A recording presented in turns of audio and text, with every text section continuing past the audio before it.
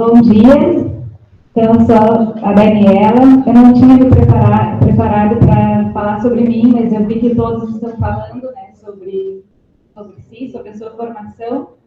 Então eu não tenho formação na área da educação, é uma formação bem diferente. Eu sou técnica em design de móveis, sou formada em artes visuais, bacharelado, sou arquiteta e urbanista também. E depois que eu entrei para ser professora do IFSU, que eu resolvi fazer uma especialização na área da educação, que é em metodologia do ensino na educação superior. Então, eu sou professora do IFSU, da Coordenadoria de Design, lá do Campus Pelotas, de várias disciplinas técnicas, desde 2016. E eu poderia ter feito, né, a minha formação, mestrado na área da arquitetura, até comecei como aluna regular em 2019, mas eu não estava me encontrando, não estava gostando, e por diversos motivos, por esse principal motivo, eu acabei desistindo. E aí, nesse meio tempo, eu fui pensando, né, fui trabalhando, tentando identificar o que era que realmente eu queria estudar. E aí eu tive vários alunos de inclusão, nesse meio tempo, que me fizeram querer estudar mais sobre educação inclusiva.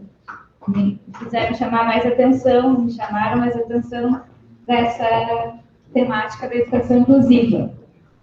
Então, aqui vocês estão vendo uma citação que é "Nada sobre nós sem nós", que é o lema mundial das pessoas com deficiência, que quer dizer que as pessoas com deficiência elas precisam ser envolvidas, né, no planejamento de estratégias e políticas que afetarão a sua própria vida. Está funcionando direito?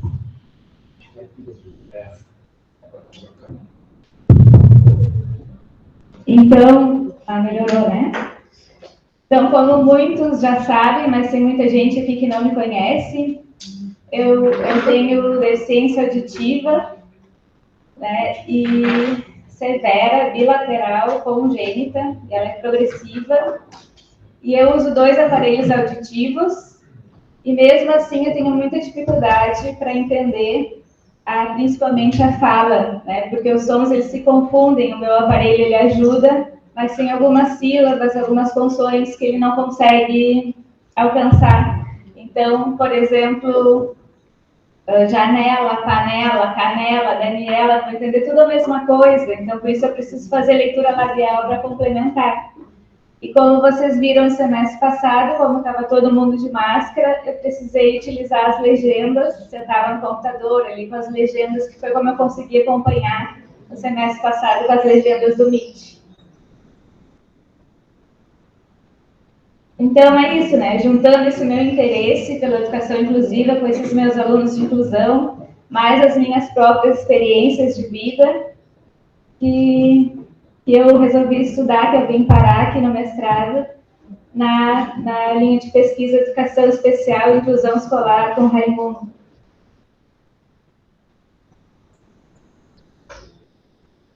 Então, quanto à nossa pesquisa, quando a gente pesquisa sobre inclusão de estudantes surdos ou com deficiência auditiva, nos levam à acessibilidade através da Libras, né? A gente procura todos os artigos, publicações ou formações são direcionadas para Libras. E eu, por exemplo, não sou usuária de Libras, né? Eu faço leitura labial e utilizo outro tipo de acessibilidade também.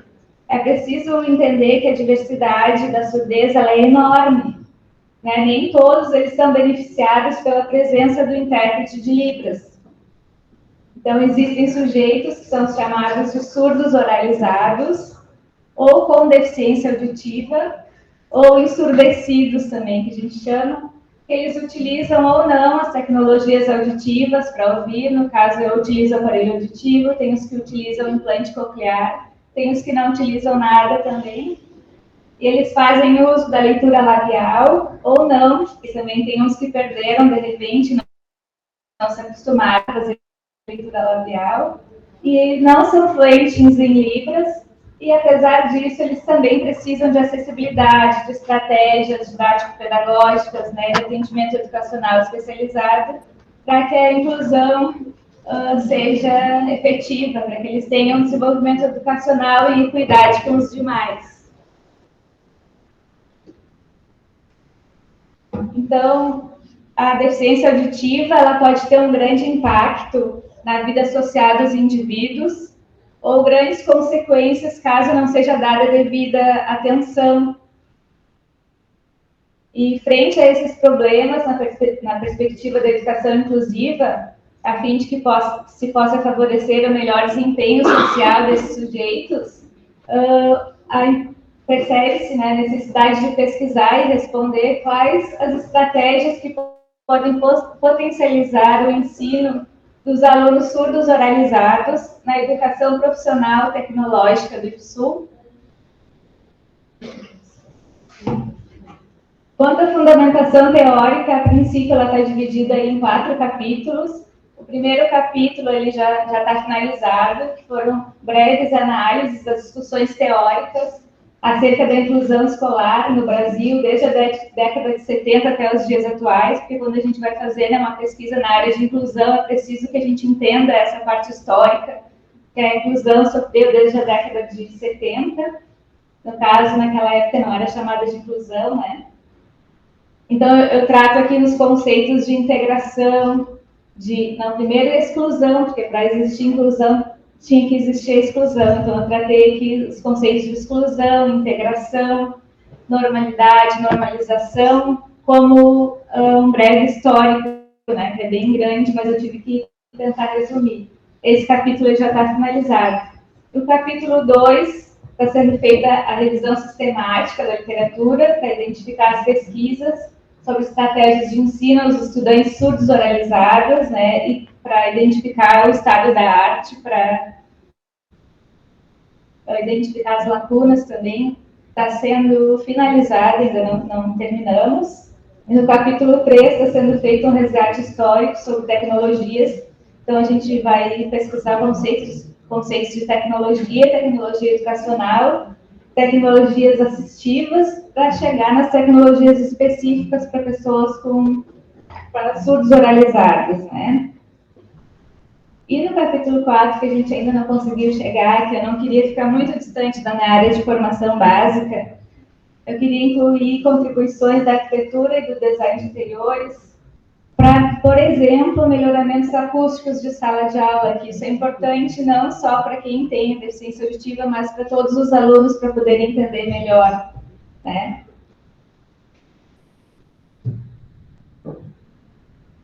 Aí eu vou voltar aqui, porque eu não incluí a parte do referencial teórico, porque a gente ainda não bateu o martelo, a gente ainda está pensando. O Raimundo me sugeriu Pierre Levy para a parte das tecnologias, e também Vygotsky, o sociointeracionismo, né, e os estudos de defectologia.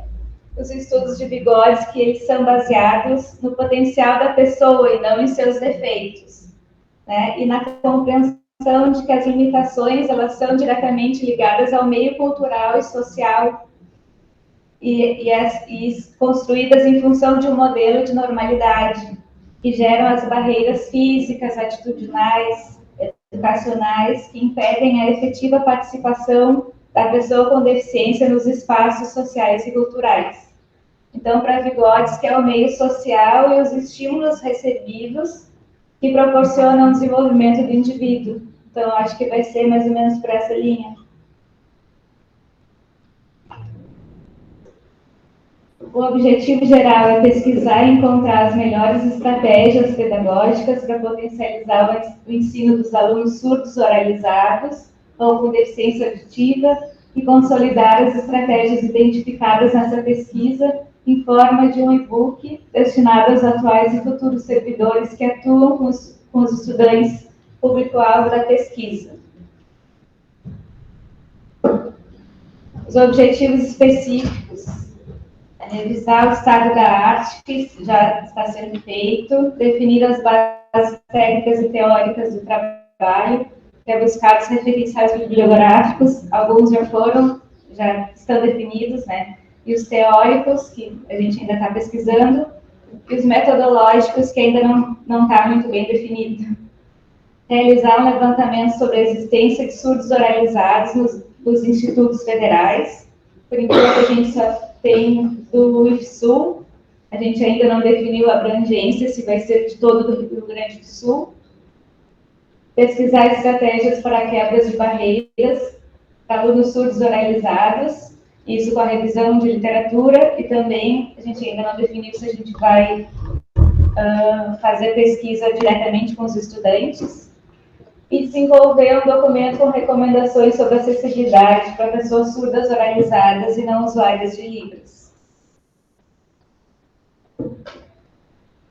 Então, a justificativa, né? A motivação são as minhas experiências próprias, como eu já falei para vocês, de pessoa com deficiência auditiva, e da convivência com familiares com a mesma condição, minha mãe, meu tio, meu irmão e meu filho, também tem deficiência auditiva, porque é congênita.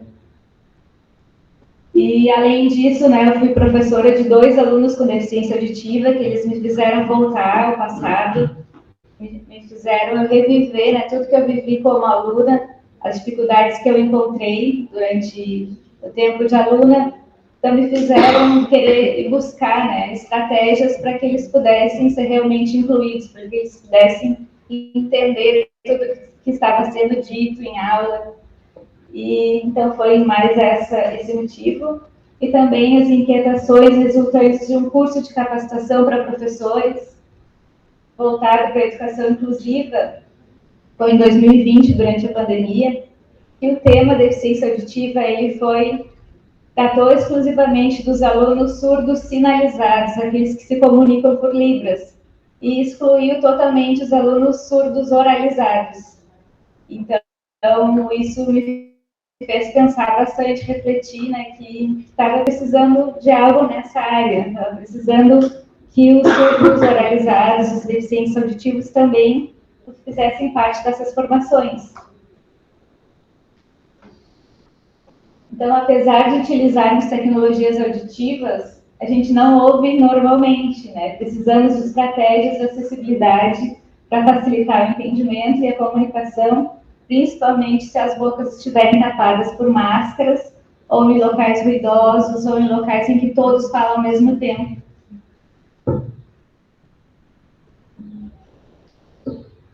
A justificativa.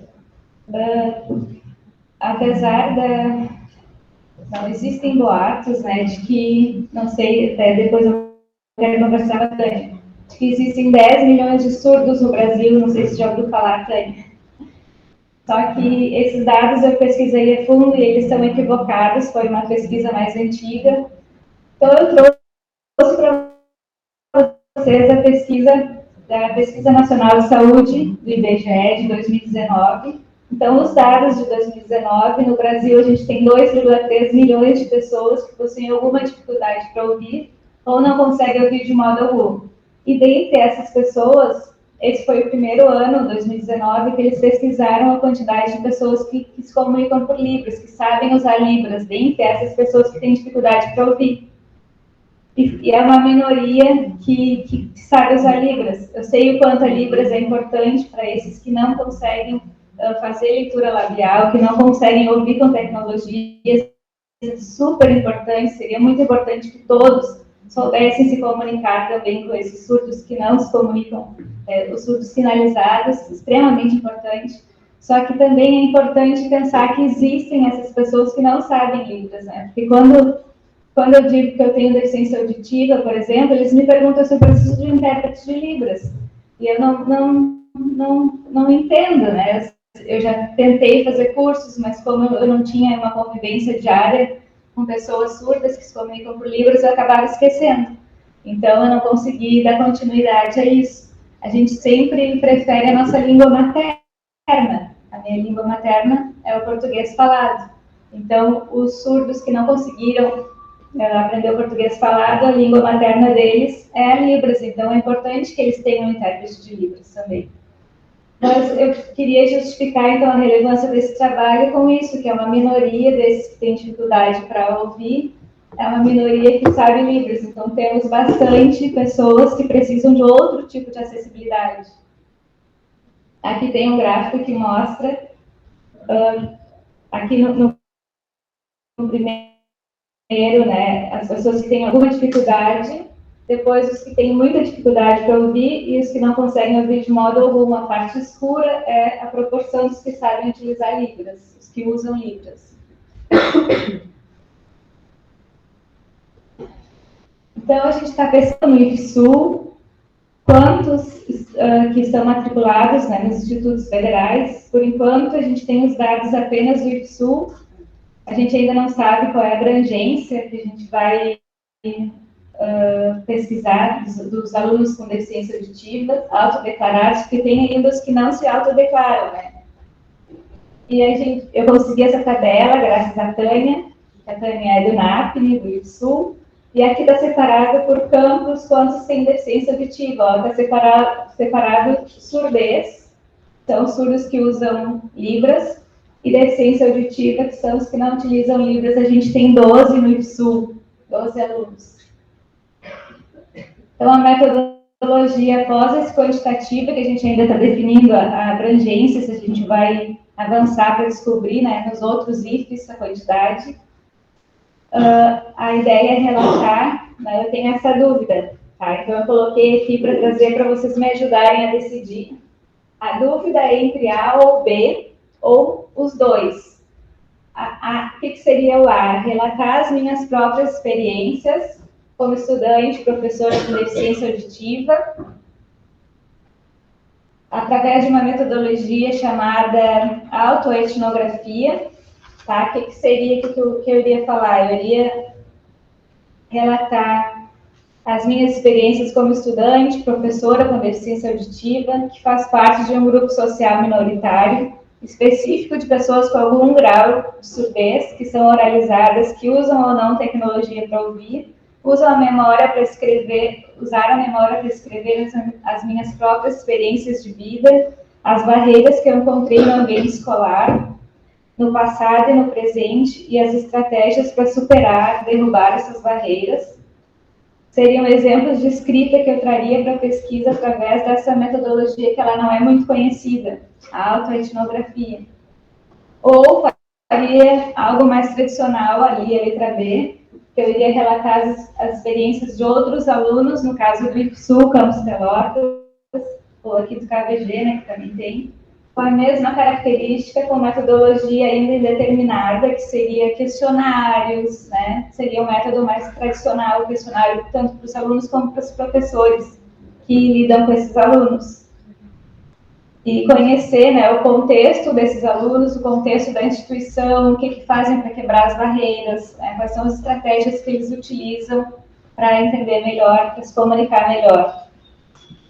Então, eu ainda não sei se eu vou só falar sobre as minhas experiências ou se eu vou também entrevistar ou fazer questionários com outros estudantes. Então, porque ainda não decidimos, né, entre A ou B, ou A mais B, a metodologia ela ainda não está bem definida.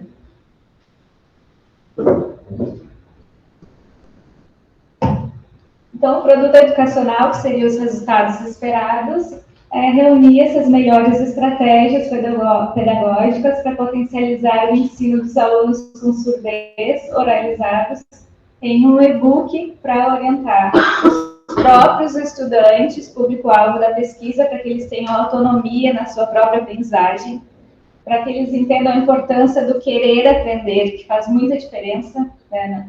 Tá.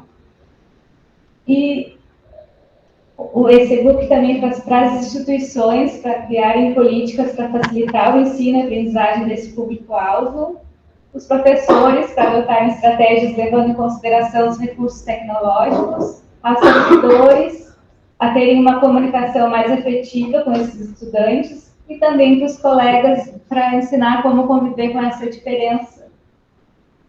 Aqui eu tenho o cronograma. Aqui já passou, né, 2021, a escolha do tema, a revisão bibliográfica e estado da arte foi feita durante todo 2021 e 2022, definição do problema e objetivos, já passou, já definimos, redação da dissertação, durante todo o tempo, referencial metodológico, comecei a estudar sobre a etnografia, e aqui, 2022 e 2023, eu não vou falar tudo, é muita coisa ali. Eu pretendia, não sei se vou conseguir qualificar ainda esse ano, vai depender dos meus orientadores. E acho que eu vou precisar de um tempinho a mais para a defesa, acho que não vou conseguir terminar em 24 meses, acho que vou precisar de um tempinho a mais. Então, obrigada pela atenção. Só que tem mais um minuto? Tá, o produto educacional, eu já tenho assim, em torno de 10 páginas escritas para esse produto, porque eu fui me lembrando das estratégias, né, que eu utilizei durante a minha vida de estudante, e eu fui escrevendo, até nos inícios das orientações, o Raimundo disse, mas você está fazendo caminho inverso, né, para não começar pelo produto educacional. E também, conforme eu fui tendo dificuldades como aluna no ensino remoto, que começou, né, na pandemia, tudo eu ia anotando, todas as dificuldades que eu tinha, tudo que eu utilizava estratégias para poder entender. E depois, no ensino presencial também, todas as dificuldades que eu tive, eu fui escrevendo no produto educacional, como resolver aquelas dificuldades. Então, eu já tenho, assim, em torno de 10 páginas já escritas, e já separadas, como eu mostrei para vocês, para o estudante, para a instituição, para os servidores, para os colegas e para os professores. Então é isso. Obrigada pela atenção, estou aberta a sugestões e quem sabe a gente consegue aqui decidir junto com vocês entre A ou B ou A mais B, que era a minha dúvida. Se eu vou falar sobre os dois, ou só sobre mim, ou se eu vou pesquisar outros estudantes também. Então, eu abro para perguntas, críticas também, sugestões.